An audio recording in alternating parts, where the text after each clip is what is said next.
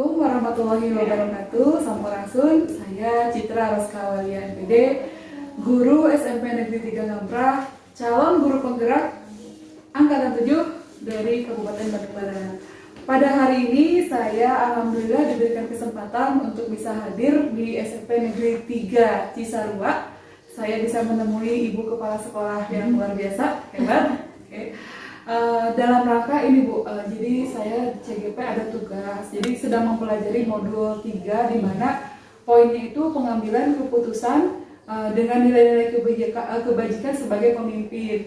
Nah, tidak lengkap rasanya kalau hanya sekedar teori saja. Makanya pada kesempatan kali ini Bu, prakteknya mungkin prakteknya pengen belajar seperti apa sih realnya gitu ya ketika kita menjadi seorang pemimpin, terutama pemimpin di sekolah gitu. Dan pada kesempatan kali ini sudah hadir narasumber kita Ibu Nenden Lia Amalia SPD MPD. Assalamualaikum. Perkenalkan saya Ibu Nenden Amalia dari SMP Negeri 3 Cisarua. Ibu, mohon maaf diganggu waktunya, minta waktunya udah apa Bu? Boleh. Terkait tugas CGP Angkatan 7 ini Bu, ada beberapa hal yang ingin ditanyakan. Mungkin Ibu ya, selama Ibu menjadi kepala sekolah di SMP Negeri 3 Cisarua, dalam hal ini Bu, mungkin bagaimana Ibu sebagai kepala sekolah dapat mengidentifikasi kasus-kasus dilema etika atau bujukan moral gitu Bu? Setiap orang intinya pasti ada masalah ya, apalagi ini menghadapi sebuah suatu manajemen ya, sekolah yang sangat besar di sini pasti ada, tiap hari pasti ada, baik itu dari siswa, kadang dari teman, kadang dari guru, atau misalnya dari orang tua sendiri, hampir tiap hari ya, dan itu harus selalu diselesaikan pada saat itu. Dan pastinya itu berhubungan dengan dilema etika dan dilema moral ya. Ketika menurut saya itu benar, ternyata menurut orang lain itu salah gitu ya. Jadi tetap itu harus diinvestigasi dulu masalahnya seperti apa. Tadi kata Ibu kan udah hampir tiap hari itu, boleh nggak Bu disebutin contohnya gitu seperti apa buat yang sangat baru sekali, misalnya kami baru melaksanakan kegiatan sanlat kemarin, sanlat Ramadan ya. Dari situ pasti ada masalah ketika misalnya seharusnya ini sanlat itu pengennya saya kelas 7, kelas 8, kelas 9 terpisahkan, jadi yang lain itu masih tetap belajar, misalnya kelas 7 yang sanlat, kelas 8 belajar, kelas 9 belajar. Ternyata itu ada aja tantangannya, dari dia tidak semuanya setuju dengan keputusan saya. Nah, itu. Tapi itu harus segera diselesaikan dan kita ambil keputusan secara bersama. Oke, terkait tadi ketika Ibu menghadapi masalah gitu ya dalam menjalankan keputusan di sekolah Ibu ya, pasti mungkin ada kasus yang dua-duanya kadang terlihat benar gitu ya, atau misalkan dua-duanya juga mengandung nilai kebajikan. Nah, bagaimana nih Ibu menjalankan keputusannya? Biasanya kalau ada masalah kita lihat dulu ya, diinvestigasi dulu seperti apa jenis masalahnya, terus bagaimana informasinya yang harus didapatkan untuk pemecahan masalahnya. Kalau misalnya sudah ada, kita lihat dulu pihak yang terkait di situ, misalnya si sumber masalahnya itu siapa, terus siapa yang bisa membantu kita untuk menyelesaikan masalahnya. Jadi kalau misalnya masalahnya di siswa, berarti kita otomatis minta bantuannya ke orang tua siswanya, ke wali kelasnya, ke BK-nya kayak gitu, atau bisa juga sampai ke komite ya. Ketika udah selesai, kita dalam bentuk kolaborasi, kita sharing bersama. Nah, kita cari solusi bersama, dan kalau misalnya sudah diputuskan, kita lihat refleksi setelah keputusan ini dalam waktu sehari, 2 hari, atau seminggu, apakah keputusan yang saya lakukan ini benar atau tidak. Dan itu selalu refleksi dan evaluasi. Ketika misalnya dievaluasi, kegiatan ini menurut saya ini baik, ternyata tidak, misalnya kayak kemarin hari Sabtu itu harus sekolah eskul ini ya, dengan keputusan bersama diputuskan kita hari Sabtu eskul, tapi setelah berjalan beberapa waktu, misalnya kita evaluasi, ternyata pada minggu pertama itu banyak yang tidak masuk, kenapa alasannya.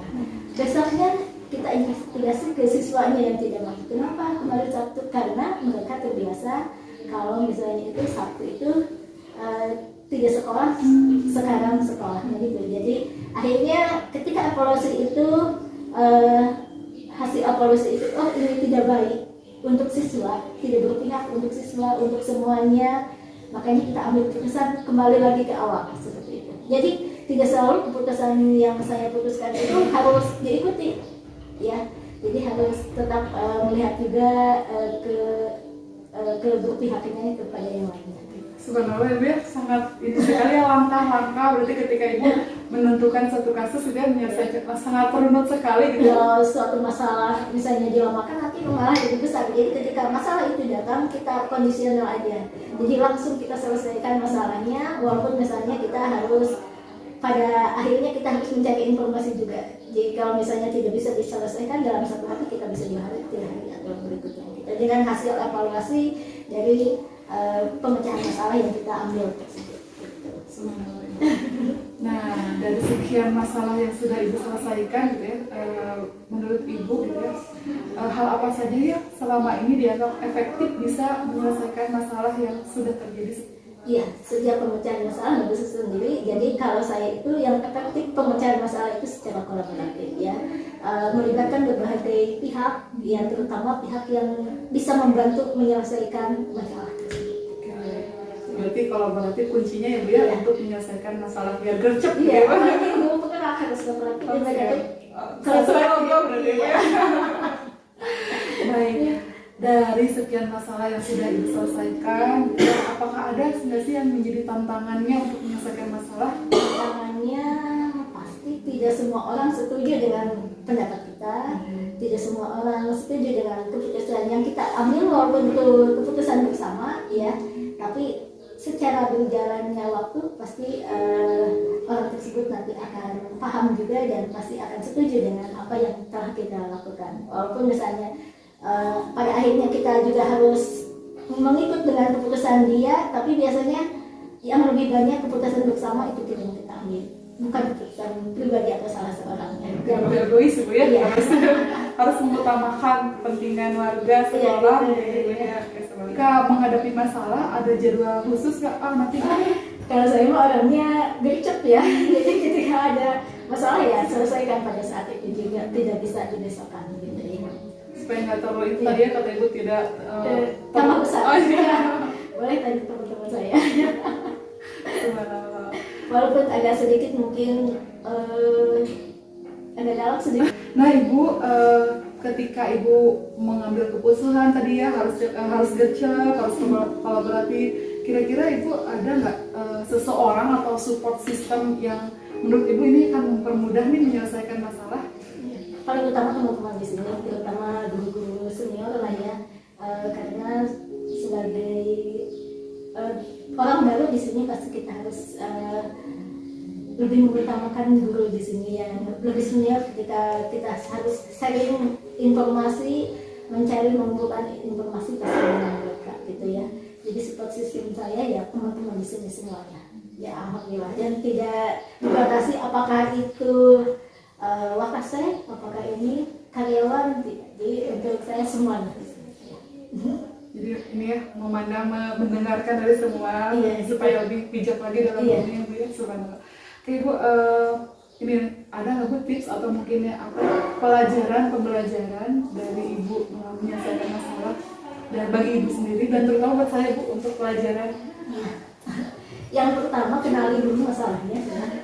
Sebelum ini sudah dapatkan itu masalahnya seperti apa, investigasi, cari pemecahannya, gitu, cari orang yang bisa membantu kita, yang terutama orang yang bisa membantu kita gitu untuk pemecahan masalahnya gitu ya. Dan yang terutama adalah harus sabar. Ketika kita dapat masalah, proses masalah dan pemecahan serta solusi yang sudah ini, kadang kan kita itu merasa ini udah baik gitu ya, pemecahan saya yang saya pecahkan ini udah baik, tapi tidak semua orang setuju dengan kita. Nah, kesabarannya yang kita tambahkan. Iya. Alhamdulillah sekali banyak ilmu yang saya dapat dari Ibu. Hatur nuhun. Sampai sudah maksimal begitu di dalam jawaban saya. Ya. Tidak Ibu, salah Sama satu. Ibu. Atur nuhun. Semangat untuk CGP-nya ya. Terima kasih Ibu. Wassalamualaikum warahmatullahi wabarakatuh.